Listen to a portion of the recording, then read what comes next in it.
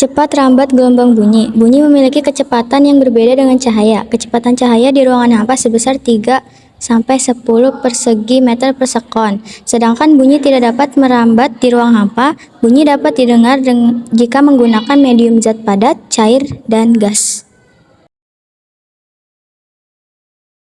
Gelombang bunyi digunakan untuk berkomunikasi sehari-hari, baik secara lisan maupun melalui alat komunikasi seperti telepon, radio, dan televisi.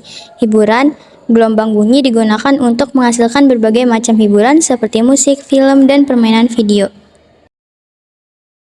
Klasifikasi gelombang bunyi. Infrasonik, gelombang bunyi yang memiliki frekuensi kurang dari 20 Hz. Audiosonik, gelombang bunyi yang memiliki frekuensi antara 20 sampai 20.000 Hz.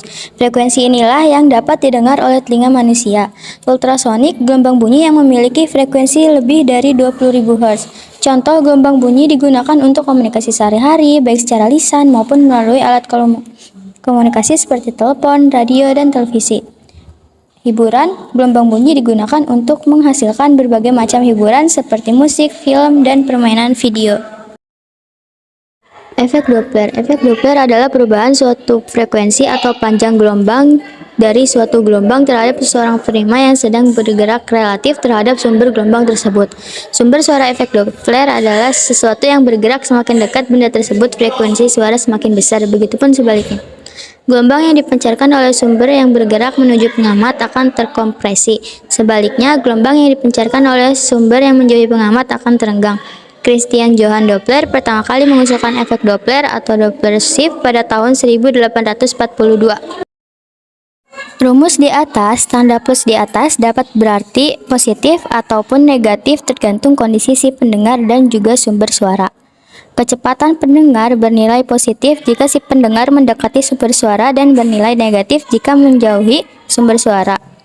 Kecepatan sumber bunyi bernilai positif jika sumber suara menjauhi pendengar dan bernilai negatif jika mendekati pendengar. Rumusnya yaitu kecepatan pendengar sama dengan kecepatan bunyi plus kecepatan pendengar dibagi kecepatan bunyi plus kecepatan sumber bunyi dikali frekuensi yang dipancarkan sumber. Contoh dari efek Doppler yang pertama yaitu ambulan. Saat ambulan mendekat, pendengar mendengarkan sirine dengan frekuensi yang makin tinggi.